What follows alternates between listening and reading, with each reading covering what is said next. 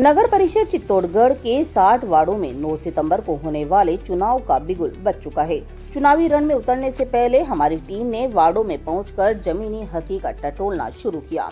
इसी कड़ी में उपनगरीय क्षेत्र चंदेरिया के विभिन्न वार्डों का भी जायजा लिया गया, जहां विकास के दावों और जमीनी तस्वीर में बहुत ही बड़ा अंतर नजर आया।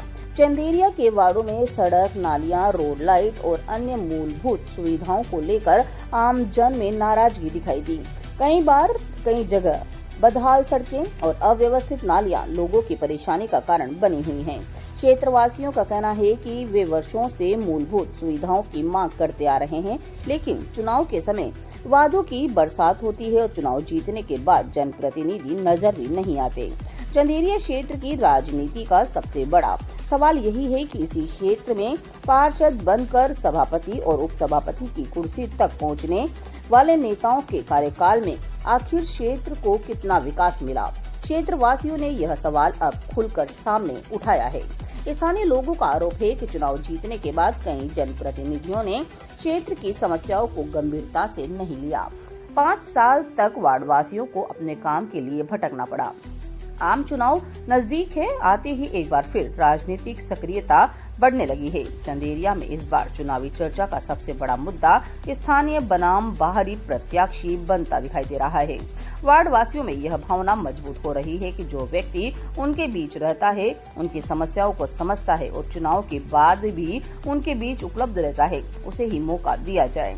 क्षेत्रवासियों का कहना है कि लगातार बाहरी प्रत्याशी चुनाव जीत कर चले जाते हैं और उसके बाद पूरे 5 साल तक वार्ड की समस्या सुनाई नहीं देती। ऐसे में एक बार स्थानीयवाद का मुद्दा चुनावी समीकरण बदल सकता है।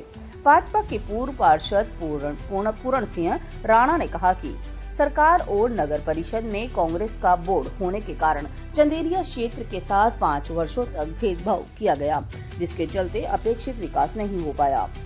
उन्होंने कहा कि उनका दावा है क्षेत्र का कार्यकाल समाप्त होने के बाद चंदेरिया क्षेत्र के सभी वार्डों में करोड़ों रुपए के विकास कार्य करवाए जाएंगे।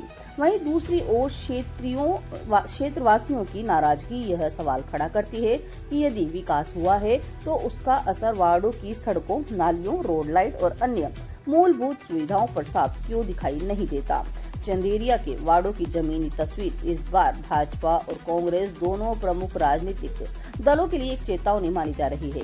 केवल पार्टी का झंडा, बड़े नेताओं का समर्थन या चुनावी वादे अपर्याप्त नहीं होंगे।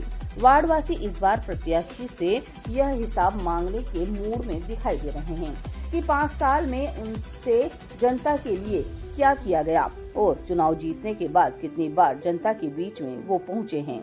9 सितंबर को होने वाला मतदान सिर्फ पार्षद चुनने का चुनाव नहीं होगा, बल्कि चंदेरिया के मतदाता यह भी तय करेंगे कि उन्हें पार्टी की राजनीति चाहिए या अपने वार्ड की समस्याओं को समझने वाला स्थानीय चेहरा। अब देखना यह होगा कि भाजपा और कांग्रेस चंदेरिया की इस बदलती हवा को समय रहते पढ़ पाते हैं या फिर स्थानीय नाराजगी दोनों दलों के चुनावी समीकरणों पर भारी पड़ने वाली है। चित्तौड़गढ़ से संवाददाता गोपाल चतुर्वेदी की खास रिपोर्ट।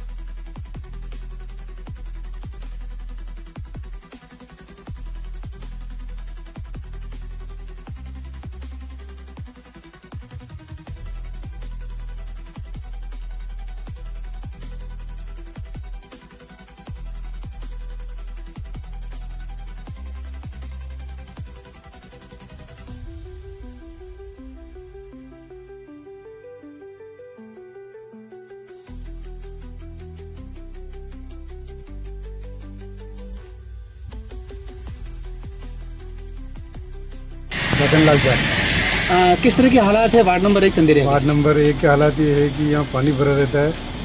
आए दिन मतलब धूल डस्ट मिट्टी उड़ती है, शाम तक आँखें लाल हो जाती है, शाम को एलर्जी की गोली लेनी पड़ती है।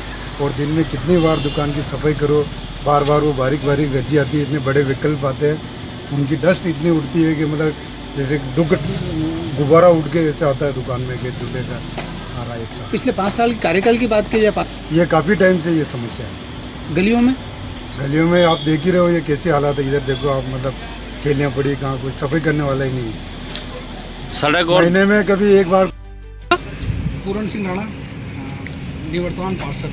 के हिसाब से नहीं, चंदेरा में हालात तो 5 साल से कांग्रेस सरकार थी, तो 5 साल में कांग्रेस सरकार ने कुछ काम नहीं किया। सभापति और उप सभापति चंदेरा के थे, फिर भी चंदेरा में विकास के नाम पर खाली एक झूठी बातें की गई है। यहाँ तक कि सभी वार्डों में निराशा मिली है वहाँ पे। और जैसे क्या नाम है आपका? भक्ति भाई, कहाँ रहते हो? यहाँ पे रहती हूँ, मोला वार्ड नंबर 1 में। किस तरह के हालात हैं चंदेरिया की बात की जाए? चंदेरिया रोड खड्डा, रोड टूट के बिल्कुल इतना ये मिट्टी डाल दिया, इतना धूल मिट्टी उड़ रहा है, हम परेशान हो रहे हैं। पार्षद को शिकायत की इसकी? शिकायत थी, वो तो शिकायत की, कोई उनके समझ में नहीं आता, कोई जवाब ही नहीं आता। वो ठीक नहीं कराता रोड को, ये धूल मिट्टी डाल देते तो। कारण है इस तरह के हालात बनने का?